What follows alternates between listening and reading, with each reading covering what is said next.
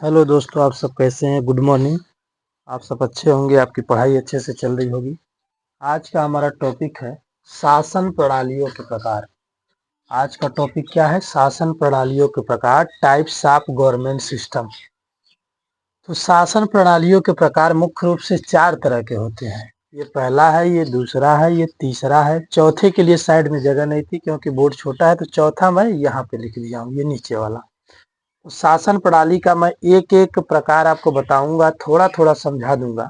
उसके बाद फिर नेक्स्ट वीडियो में एक एक टॉपिक के बारे में दो दो लाइन नोट करते जाएंगे। ठीक।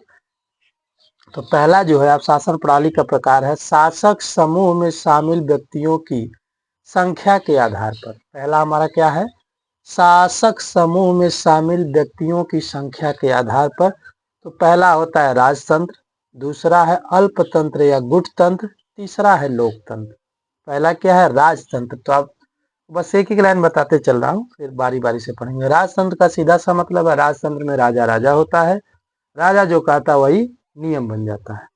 दूसरा अल्पतंत्र या गुटतंत्र, जब कोई देश छोटे छोटे गुटों में विभाजित हो जाते हैं, किसी देश के किसी भाग पर किसी गुट ने कब्जा कर लिया, वहां अपना शासन चला रहा है, दूसरे भाग पर किसी और गुट ने कब्जा कर लिया, वहां शासन चला रहा है। ठीक।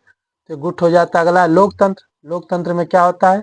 जनता की भागीदारी होती है और जनता की सहमति से ही क्या होता है? नियम और कानून बनते हैं। इसके बाद में अगला है धर्म। शासन की वैधता के स्रोत के आधार पर। अगला क्या आपका है? शासन की वैधता के स्रोत के आधार पर। शासन की वैधता के स्रोत के आधार पर।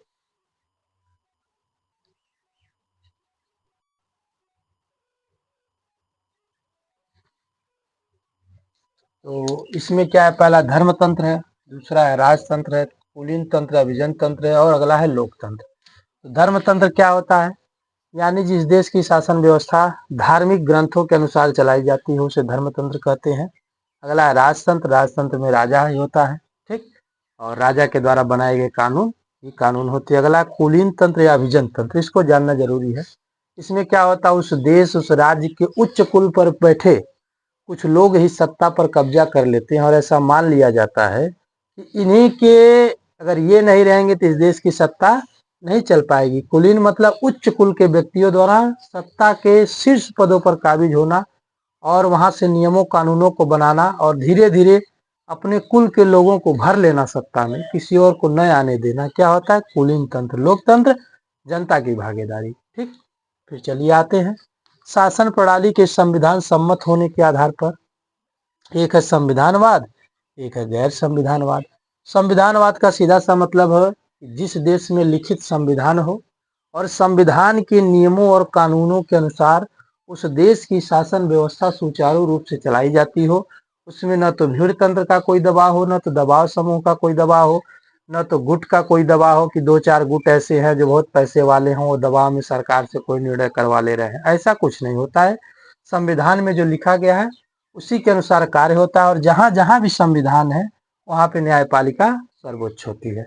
गैर संविधानवाद यानी जहाँ पे संविधान नहीं होता है, ठीक, वहाँ पे क्या होती है? यानी उसमें क्या आ जाता है? चाहे आप धर्म तंत्र ले लीजिए, चाहे राजतंत्र ले लीजिए, चाहे तानाशाही ले लीजिए, क्योंकि वहाँ पे संविधान नहीं होता है, तो उसको हम क्या कहेंगे? गैर संविधानवाद कहें। अब आ जाइए अगला, शासन प्रणाली के व्यवहारिक मूल्यांकन के आधार पर। चौथा हमारा क्या है? शासन प्रणाली के व्यवहारिक मूल्यांकन के आधार पर हम जानेंगे शासन की प्रणालियां कितनी होती हैं। इसमें 6 होती हैं। कौन कौन सी है? भीड़ तंत्र है, औसत तंत्र है, धन तंत्र है, निरंकुशता है, गुण तंत्र है, योग्यता तंत्र है, वृद्ध तंत्र है। तो सबसे पहले भीड़ तंत्र। भीड़ तंत्र का सीधा सा मतलब होता है सरकार कोई भी निर्णय अपने विवेक से न लेकर के भीड़ को देख करके ले लेती है। कोई भी निर्णय भीड़ को कि हाँ इधर भीड़ ज्यादा है ये बात सही होगी, लेकिन ऐसा नहीं हो सकता। हो सकता है जिधर भीड़ कम हो उधर की बात सही हो। ठीक। तो इस तरह का शासन होता है। फिर औसत तंत्र है। अगला क्या है? औसत तंत्र है।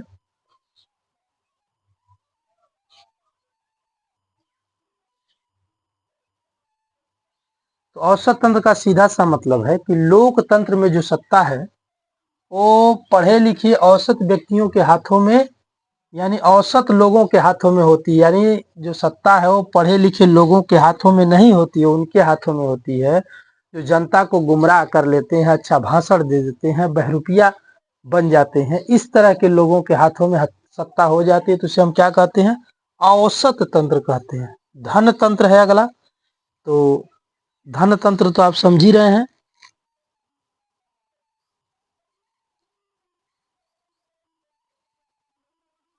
धन तंत्र में क्या होता है कि शासक वर्ग में केवल धनी व्यक्ति ही शामिल हो पाते हैं, शासक वर्ग में केवल धनी व्यक्ति ही शामिल हो पाते हैं। अगला है निरंकुश तंत्र। निरंकुश तंत्र का मतलब होता है राजतंत्र या तानाशाही। निरंकुश का सीधा सा मतलब है जिस पर कोई अंकुश न लगा सके। ठीक, वो एक ऐसा आदमी होता है जो क्या करता है, अकेले ही सारे नियमों कानूनों को बोलता है ये सही है तो सही है, इसको कोई रोक नहीं सकता है। ठीक है, निरंकुश यानी जिस पर कोई अंकुश न लगा सके, उसके ऊपर न तो संविधान है न तो कोई न्यायालय है कि नहीं नहीं ये गलत है, जो बोल दिया वही सही। अगला है गुण तंत्र या योग्यता तंत्र।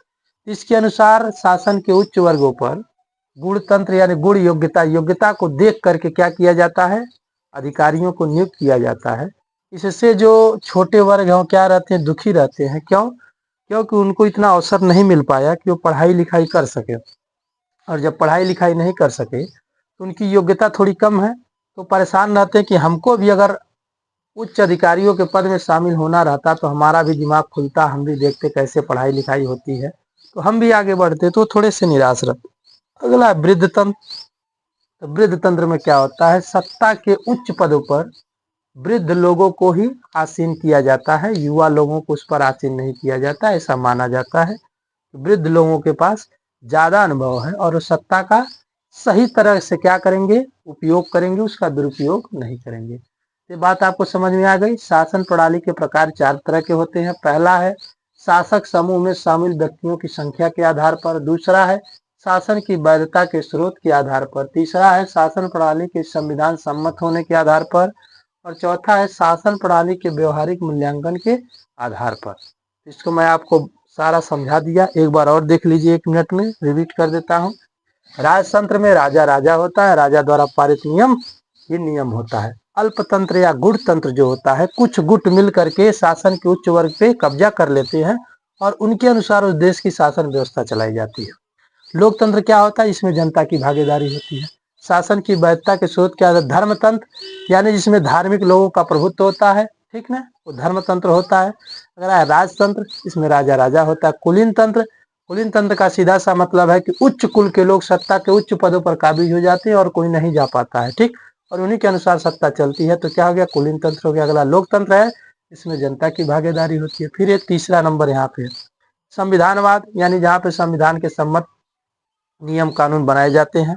गैर संविधानवाद, जहाँ संविधान न होकर के कोई धर्म तंत्र हो, कुलीन तंत्र हो या फिर तानाशाही हो, उसके अनुसार जो चलता है वो सारे किस में आ जाते हैं, गैर संविधानवाद में आ जाते हैं। फिर अगला है शासन प्रणाली के व्यवहारिक मूल्यांकन के आधार पर भीड़ तंत्र है, यानी शासन क्या होता है, भीड़ को देख करके निर्णय सुनाता है, जिधर भीड़ ज्यादा है वो कहता है हाँ हाँ ये चीज सही होगा। औसत तंत्र है, औसत तंत्र का सीधा सा मतलब है कि सत्ता जो है औसत लोगों के हाथों में होती है, पढ़े लिखे लोगों के हाथों में नहीं हो पाती। उसी आदमी के हाथ में सत्ता होती है लोकतंत्र में, जो अच्छा जनता को गुमराह कर लेता है, जो अच्छा बहरूपिया बन लेता है, जो अच्छा जनता को मूर्ख बना लेता है, उसी के हाथ में क्या होती है कि सत्ता होती है। उदाहरण के तौर पे वर्तमान में भारत को ले लीजिए आप, धन तंत्र। धन तंत्र में क्या होता है, कुछ धनी लोग सत्ता के उच्च पदों पर काबिज हो जाते हैं और उसी के अनुसार सत्ता को अपने इर्द गिर्द घुमाते रहते हैं। निरंकुशता तंत्र यानी जिस पर कोई अंकुश न लगा सके, कोई तानाशाह हो सकता है, कोई राजा हो सकता है। गुण तंत्र है, योग्यता तंत्र यानी शासन के उच्च पदों पर गुणवान व्यक्ति ही क्या होते हैं, आसीन होते हैं। वृद्ध तंत्र यानी शासन के उच्च पदों पर सिर्फ वृद्ध व्यक्तियों को ही आसित किया जाता है, यानी उनकी ही नियुक्ति की जाती है, बाकी किसी की नहीं की जाती। इसका आप स्क्रीनशॉट ले लीजिए। अब कल के वीडियो में हम एक एक को दो दो लाइन पढ़ेंगे, दो दो लाइन इन सबको समझेंगे, इनका उदाहरण लेंगे, क्या क्या इनके लाभ हैं, क्या क्या इनकी हानियां हैं, और उसके बाद में फिर हम आएंगे भारत के संविधान। चलिए, थैंक यू।